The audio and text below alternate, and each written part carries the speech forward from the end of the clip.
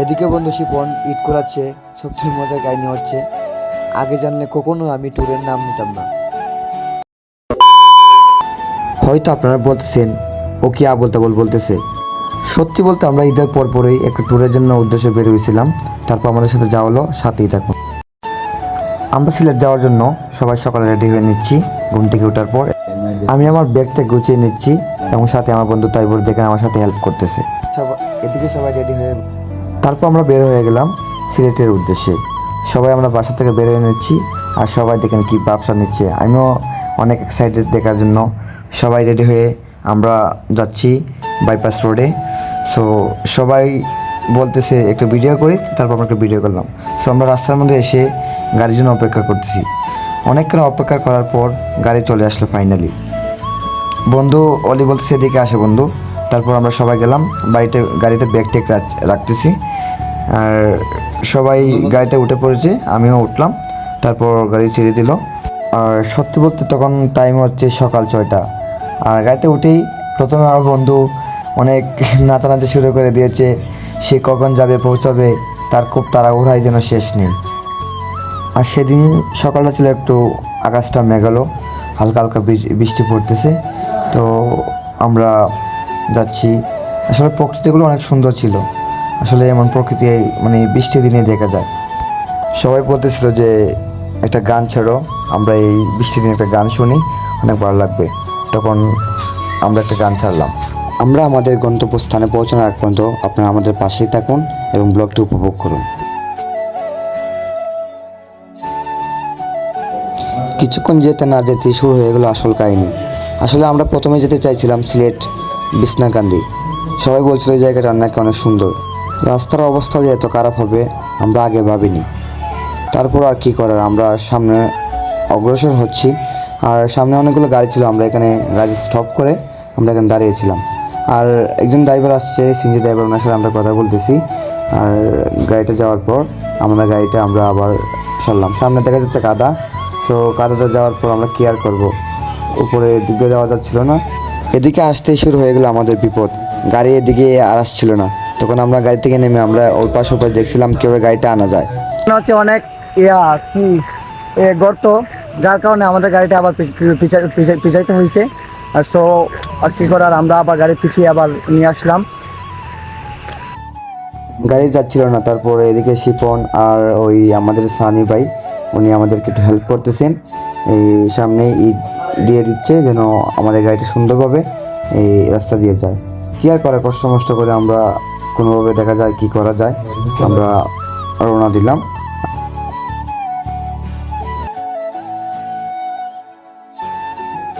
সবাই আসলে অনেক কষ্ট পাচ্ছে, সবাই আসলে অনেক এক্সাইটেড কখন যে তারা বিছনাকান্দি গিয়ে পৌঁছাবে। কি আর করার, আমরা তখন প্রায় আস্তে আস্তে সকাল 9টার মতো হয়ে গেছে। তখন সবাই বলতেছে অনেক খিদে লাগছে। আমরা একটা আশেপাশে একটা হোটেল ছিল, নর্মাল একটা রেস্টুরেন্ট, আমরা এটাতে গেলাম। কি আর করার, এখন ভালো কোনো রেস্টুরেন্ট ছিল না। সবাই গিয়ে বসলো, সবাই খাওয়া দাওয়ার জন্য রেডি। সবাই খাওয়া দাওয়া করতেছে, আমিও খাওয়া দাওয়ার জন্য বসে গেলাম। বন্ধু বান্ধব অনেক ফাইজলাম। তারপর আমাদের সাথে যা হলো আপনারা শুনলে আপনাদের মন খারাপ হয়ে যাবে। আসলে বিছনাকান্দি যে দিকে আমরা যাওয়ার কথা ছিল সেই দিকে নাকি রাস্তা অনেক খারাপ, যার কারণে আমরা আবার সবাই সিদ্ধান্ত নিলাম যে জাফলং যাব। জাফলংয়ের উদ্দেশ্যে আবার রওনা দিয়ে দিলাম। কি আর করার, সবার বিছনাকান্দি দেখার শখ ছিল আর দেখতে পারলাম না। সবাই আসলে অনেক কষ্ট পাইছে। তারপর কি আর করার, আমরা আবার জাফলংয়ের উদ্দেশ্যে রওনা দিলাম। সবাই মোটামুটি আনন্দ করতেছে, খুশি আছে। আলহামদুলিল্লাহ, আমরা দেখা যাক কি হয়, সামনে রাস্তা কেমন বা কোন পরিস্থিতি আমরা যাই। আপনারা আমাদের ব্লকের সাথে থাকুন।